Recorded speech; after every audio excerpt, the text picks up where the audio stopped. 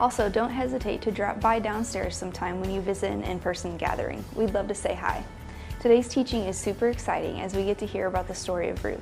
In this story, we see a wonderful example of a woman who shows extreme compassion while going through a very tough time. Let's turn our ears to Iva and Kelsey as they lead us through the story of Ruth. Fun fact, there are 39 books in the Old Testament.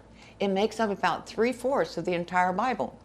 There are so many great stories that are all true. Today we get to learn about a special woman named Ruth. Let's catch you up on some things before we go through the story of Ruth. You will hear about Moabites, who are people from Moab, and Israelites, who are people from Israel. Moab and Israel did not get along with each other. In fact, they fought with each other on multiple occasions. During this time, there were judges who ruled over the lands.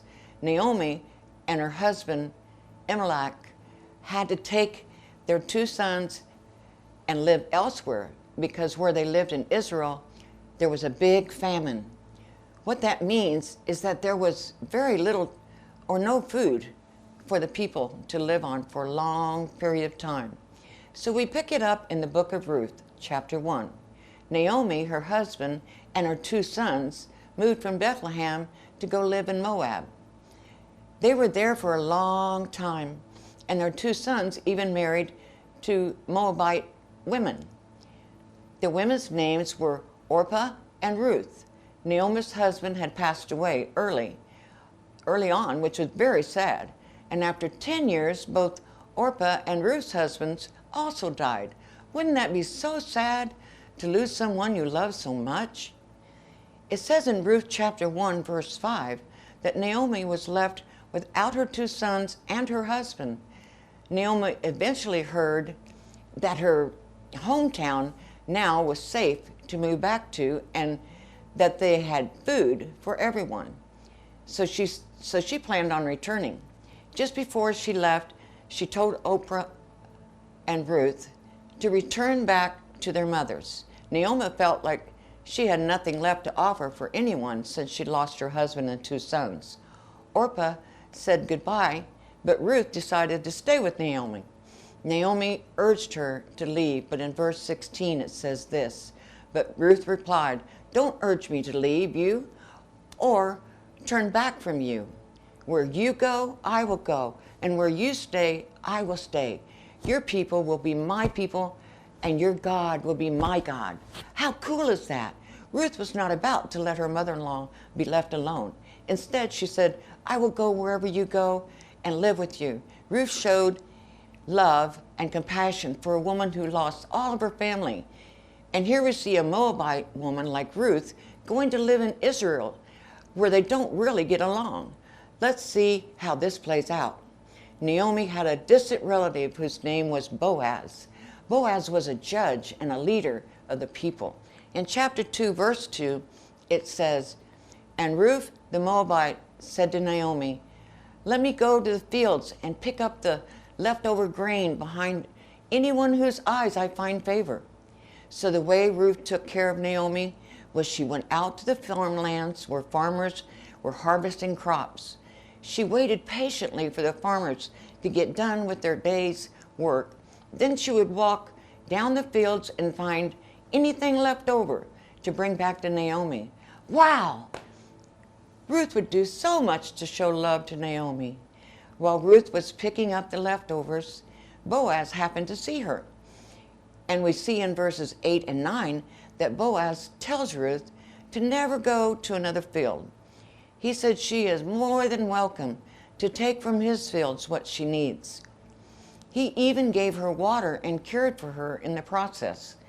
Then he said this in verse 11. Boaz replied, "I've been told about what you have done for your mother-in-law since the death of your husband, how you left your father and mother and your homeland and came to live with the people you did not know before." So Boaz had already heard about the great things Ruth was doing for Naomi. Seems like stories travel fast for him to know that. From that point on, Boaz took great care of Ruth and Naomi. In chapter 4, it says that Boaz bought all of Naomi's land so that it would remain in the family forever. And after he did, it is written in verse 13, so Boaz took Ruth and she became his wife. Wow, God was really putting together an amazing story, because Ruth showed tremendous kindness to Naomi after losing her husband and 2 sons. God blessed the both of them beyond what they could even imagine. I think we can all take a page out of the book of Ruth. When we read the book of Ruth, we know that God blesses those who take good care of his people. Ruth was a prime example of showing compassion towards Naomi. We too should have the same compassion for the people in our lives. Do you know someone who is maybe lost, or a loved one who doesn't have a lot of family? What do you think God would want us to do to show compassion for that someone? This has me thinking, you know what? What if we wrote a letter telling them how much God loves them and offer to bring them food? Or maybe offer to help them clean their house or take care of their yard. Do you think that would be showing compassion for someone? Absolutely. Maybe you know someone who is hurting. Maybe it's not because they lost a loved one, but they are going through a really hard time. What could you do to show them compassion? Maybe you could invite them over to your house. You could provide a meal and positive conversation. Maybe give them a gift, or even pray for them. There are so many ways we can show compassion for other people. God shows us in the story of Ruth that he desires us to have compassion towards all people. Let's do our best to care for those around us this week. Let's fold our hands now and bow our heads in prayer. Dear God, we thank you for the example Ruth set for all of us. It goes to show that a simple act of kindness can lead to an abundant amount of blessing that comes from you, Lord. Help us to care for others around us and know that we are doing that. We are living like Jesus. We love you, God, and pray this in your name. Amen. Hello, families. I hope you've had a wonderful week. I'm super glad you are here with us. And wasn't that just wonderful hearing Iva teach through the story of Ruth? It's amazing how much compassion Ruth showed to Naomi after going through a very difficult time. We can definitely learn a few things from Ruth in this story. So Ruth, Orpah, and Naomi all were going through a difficult time because all 3 of their husbands had died. That would make me really sad to lose someone so close to me.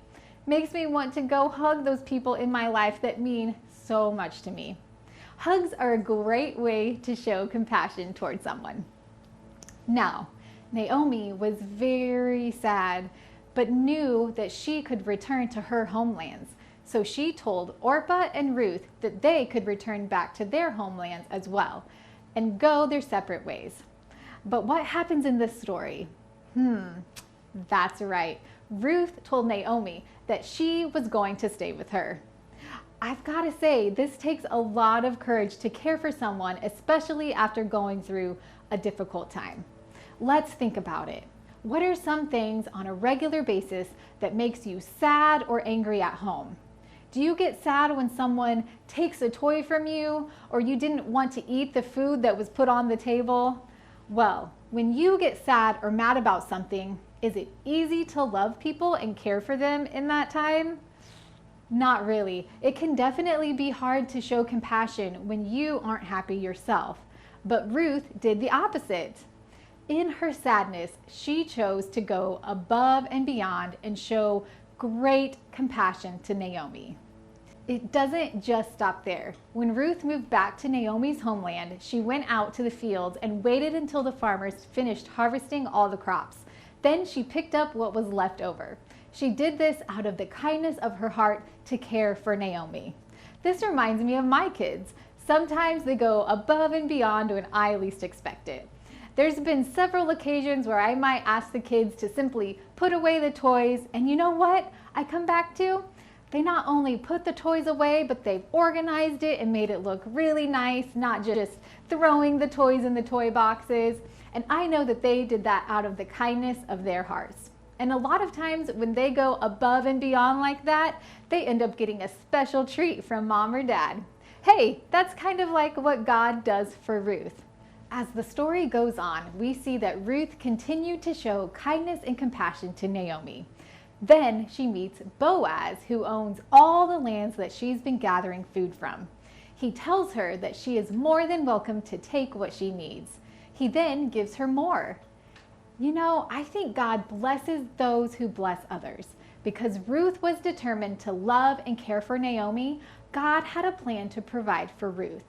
Sometimes when we do kind things for other people, we may not get money or a treat in return, but the true blessing is knowing that we made someone's day. It makes us happy to see them happy, and we are truly doing God's work.